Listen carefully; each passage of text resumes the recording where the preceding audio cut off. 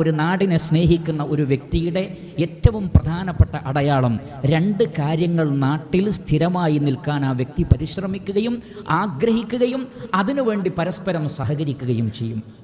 അതിൽ ഒന്ന് സുഭിക്ഷമായ ആഹാരമാണ്.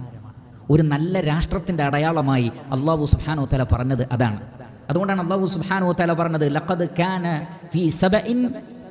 കാന ലിസബഇൻ ഫീ മസ്കനിഹിം ആയ ജന്നതാനി അൻ യമീനിൻ വശിമാൽ കുലൂ മിർ റിസ്ഖി റബ്ബികും വഷ്കുറൂ ലഹു ബൽദത്തുൻ ത്വയ്യിബ.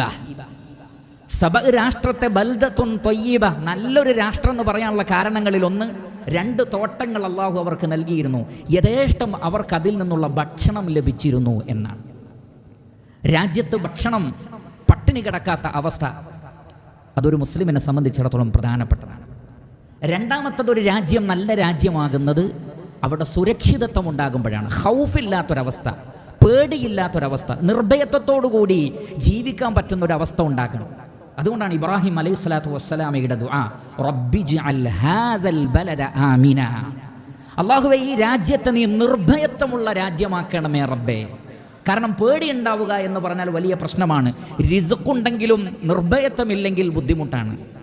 അതുകൊണ്ടാണ് അള്ളാഹു ഏറ്റവും വലിയ അനുഗ്രഹമായി പറഞ്ഞതെന്താണ്? അത്അമഹും മിൻ ജൂഅ് വ ആമനഹും മിൻ ഖൗഫ്.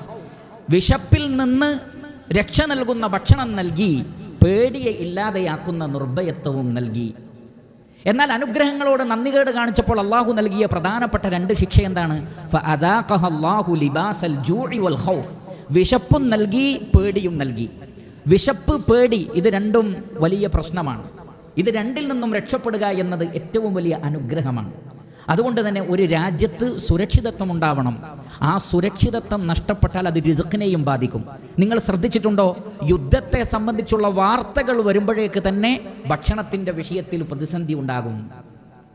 പേടിയുണ്ടെങ്കിൽ, യുദ്ധഭീതി ഉണ്ടെങ്കിൽ പോലും അത് റിസ്ഖിനെ ബാധിക്കുമെങ്കിൽ, യുദ്ധം നടന്നാൽ ഏറ്റവും ആദ്യം ബാധിക്കുന്നത് മനുഷ്യൻ്റെ റിസ്ഖിനെയാണ്.